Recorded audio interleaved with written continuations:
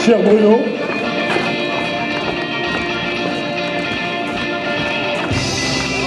Cher Carlos Goncalves, qui est député portugais et qui représente les Portugais établis hors du Portugal et donc en France.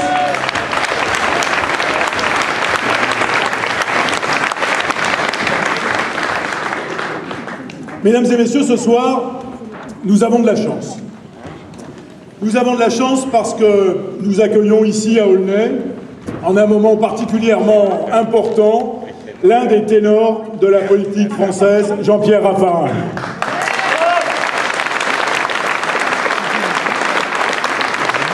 Jean-Pierre est l'un des quelques hommes politiques français à être passé par Matignon, puisqu'il a assumé pendant 3 ans les responsabilités de Premier ministre. Et donc il sait ce que c'est d'occuper ce poste à Matignon. Et je ne sais pas si vous le savez, mais on surnomme Matignon la lessiveuse. Et si on surnomme Matignon la lessiveuse, c'est parce qu'effectivement, la charge est lourde, très lourde. Pas un instant de repos, pas un instant de répit. Et c'est difficile. Et c'est vrai que lorsque je regarde aujourd'hui Jean-Marc Ayrault, je me dis oui, vraiment, il est lessivé, Jean-Marc Ayrault. D'ailleurs, j'ai un peu l'impression qu'il était lessivé avant d'y entrer à Matignon, mais aujourd'hui, il est plus que lessivé, il est rincé, il est essoré. On aurait presque envie, pour lui permettre de se reposer un peu, de le suspendre à une corde à linge pour qu'il puisse reprendre son souffle. Jean-Pierre Raffarin a assumé pendant 3 années ses responsabilités et il a été un grand réformateur. Souvenez-vous, il a porté une réforme des retraites, la seconde réforme des retraites. La première était celle d'Alain Juppé, il y en aura une ensuite, celle de François Fillon. En fait, les 3 vraies réformes des retraites dans ce pays, elles auront été portées par des gouvernements de droite, parce qu'il faut avoir du courage pour réformer le système des retraites. Jean-Pierre Raffarin a eu ce courage, la gauche n'a jamais vraiment eu ce courage. Jean-Pierre, oui, on peut l'applaudir pour ce courage politique. Jean-Pierre a aussi porté l'acte 2 de la décentralisation. Et ça, c'est très important pour nos collectivités locales et pour nos communes. Et on va reparler de la décentralisation après ces élections. Vous savez, on parle souvent du millefeuille administratif où on a empilé les couches au fil des années. Et aujourd'hui, il faudrait porter une grande réforme pour permettre effectivement d'être plus efficace sur la dépense publique et de rendre un meilleur service avec peut-être moins d'argent à l'avenir.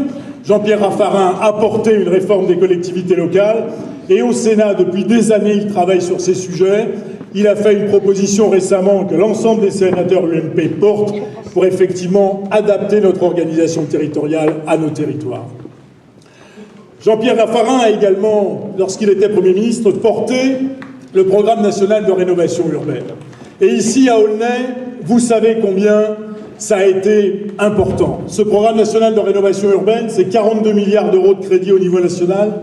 Et ça donnait aux élus, et je pense à ce moment à Jean-Claude Abriou, mais aussi à Gérard Gaudron, qui ont porté le programme national de rénovation urbaine ici à Aulnay, et qui ont lancé, qui ont mis sur les rails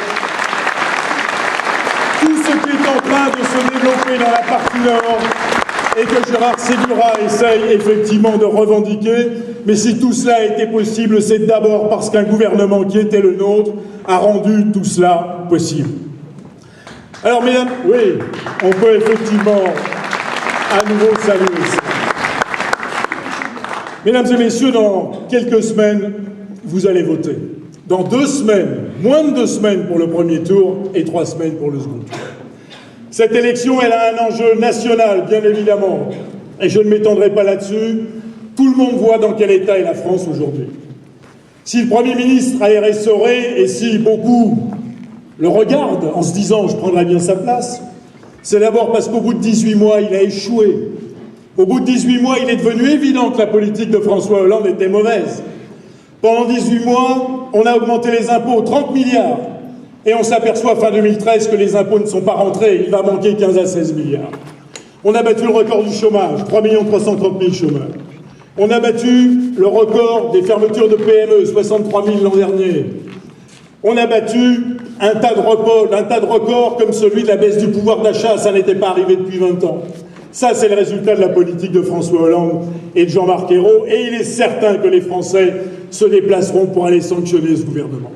Mais il y a l'autre aspect, c'est le local, et c'est ce dont nous allons aussi parler ce soir, parce qu'il faut que dans nos collectivités locales, eh bien, nous reprenions les choses en main et que nous remettions, à partir de la base, à partir du terrain, ce pays sur la bonne voie, et c'est ce que Bruno Béchiza vous propose de faire à Aulnay.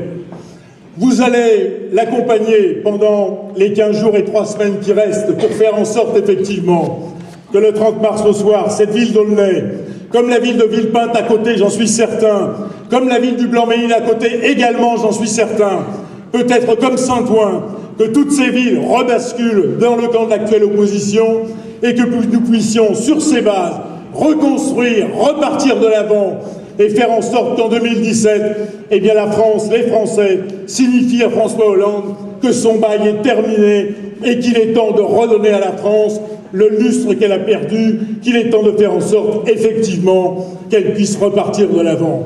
Mesdames et messieurs, vous avez 15 jours, 3 semaines. Battez-vous derrière vos candidats, et je suis certain que la victoire est au bout du chemin. Alors, mesdames et messieurs, allez-y, foncez, n'ayez peur de rien, vous allez gagner.